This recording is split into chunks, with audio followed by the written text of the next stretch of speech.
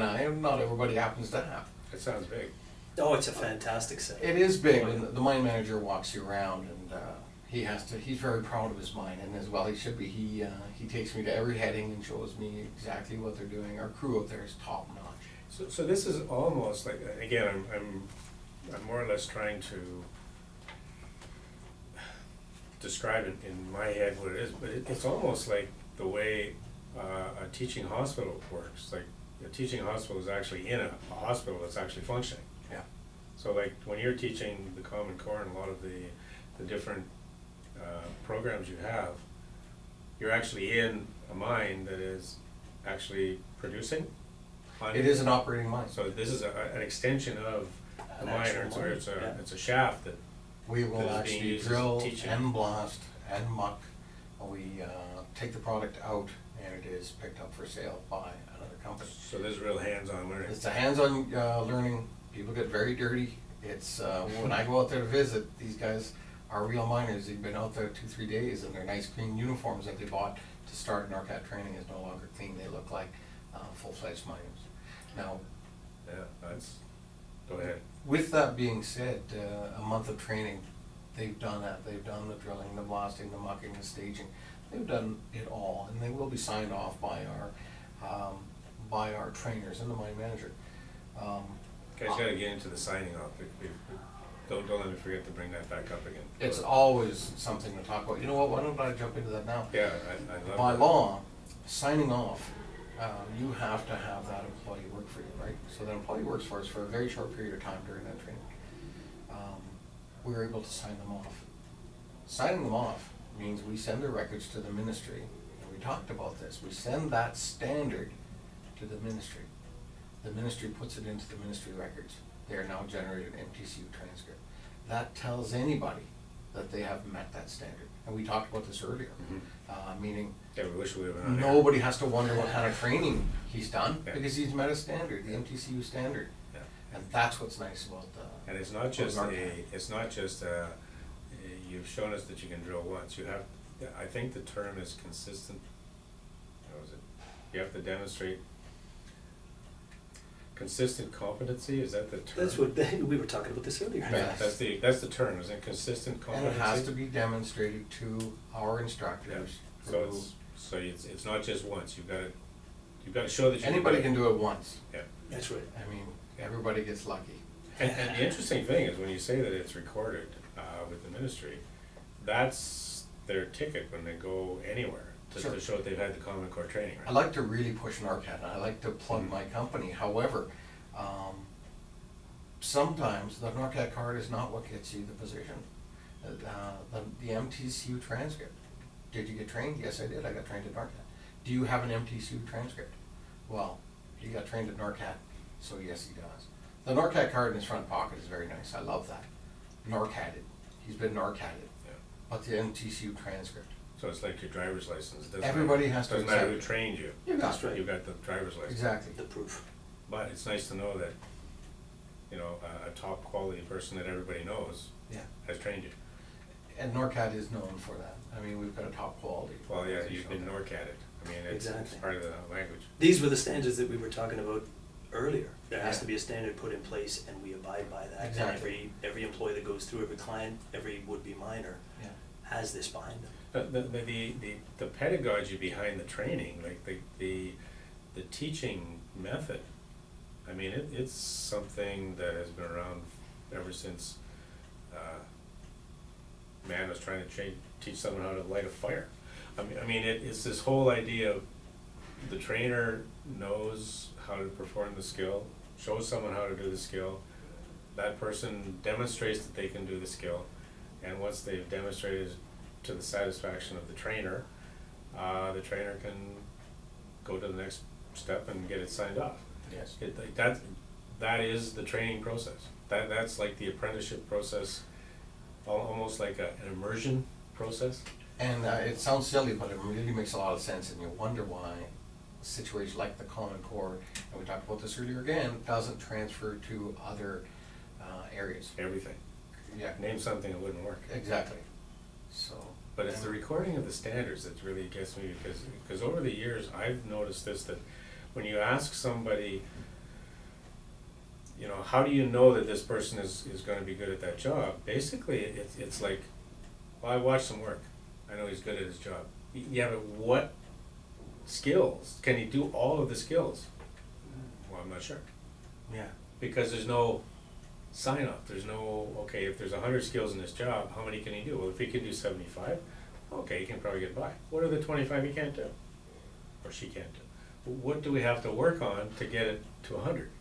Exactly. And I mean, we use it in school. I mean, you know, people are being evaluated all the time, and okay, you can't do fractions, so we're going to give you more work in fractions to improve your fraction. But we get out into the careers and get out into the work world, and Common Core is there for training. But then they go and they work at a company, and the company finds out, well, we've got a Common Core, but then we have an advanced core that we want them to have. How do we train for this enhanced stuff? And it's really neat now that you're talking about, well, then they'll come back to you and say, can we do the training where we bring them beyond what they were brought in at, or to customize it? It's like I said, it's refreshing to hear that they're coming to Norcat because you've got everything in place, and you've got a brand new building, and you've got like everything. Are a lot of companies, let's say a big company like Vale, are they doing their own in-house training? Like, do they have their own, obviously they have their own training programs, but are they relying on outsourcing that a lot now, or? Well, we deal with a lot of courses, and this, not only Vale, Xstrata, but Tembec, as Greg was saying before, we deal with a lot of companies that say, and it says something about Norcat as well, as an organization, as a company, that we are trusted. We have been in the game for so long now that people know about being Norcated, in quotes, and they will come to us and say, can you create this training program? We've got some courses that we know we're going to keep in-house, and it'll be more of an in-class, but for every guy that's entering the property, every guy that's stepping foot on here, we want to make sure they go through or get Norcated, and these are the courses that we're putting out there. These are the ones that we're making available. So it's usually the entry course that we deal with, along with other training courses, whether it's WMIS, confined spaces that you need as a default, but we're the first course in some cases that a guy is taking before he becomes gainfully employed. So then when they start out with a company, then the company could come back to you and say, okay, we want the Norcat Plus. That's exactly it. And now that we know that that initial course that we did with you works under the circumstances, gets guys on the property, now we want an updated version of this, or a shorter version of this for the employees now that are within our confines. Or we want a confined space, can we put our name on it? We want to have our watermark on the card, really make it specific to us, and we cater to those requests. I would imagine that when a company does that, your economists, or the people who are doing all the pricing and everything, have been able to make it so that it's far cheaper to outsource the development of this program, let's say, to Norcat, than it is for them to try and do it themselves. This is the way we like to keep it, and we have seen that this is the way it works. And essentially, like we were saying earlier, once they come to you for that initial training program, you sort of have them. It works, the method works, the way you provide the training to the individuals works. Why would you go anywhere else? I guess it must be a lot like, again, we talked about employment agencies, but it's a lot like employment agencies, where if an employment agency is going to charge a company $20,000 to find a person that they're going to pay $100,000 to, when you add everything up and you add all the time and you add up all of the interviews and how you've got to try to find those candidates, you're saving money if you pay another company $20,000 to find the person you're looking for. If you had to do it yourself, Right. and all the manpower and like what you're tying up. And some companies aren't that, they're not skilled in that direction. And you make mistakes. Sure, they're It's like not. doing your own plumbing at home. Norcat knows how to do that, that's why we get paid to do it. Yeah.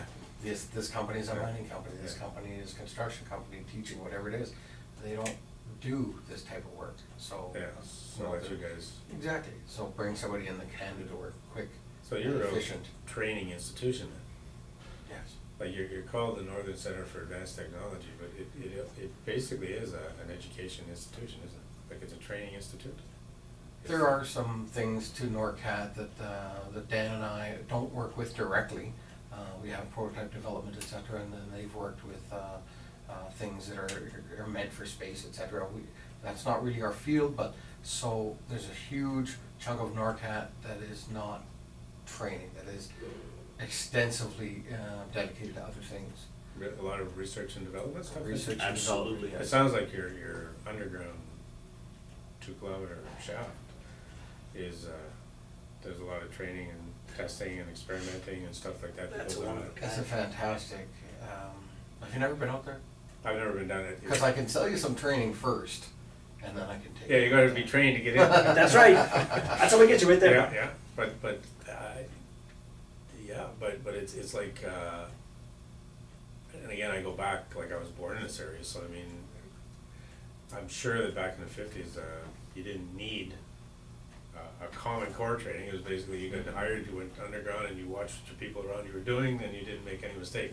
There must have been a time when the government stepped in and said, we got to cut down on the number of accidents, and so we have to have a standard. Was that around 1995, or was it much earlier, and Norcat just developed? You know, and I'm really not sure, and I don't want to speak too much of that, but I would probably say it's before. I mean, WMIS was created in the 80s, Right.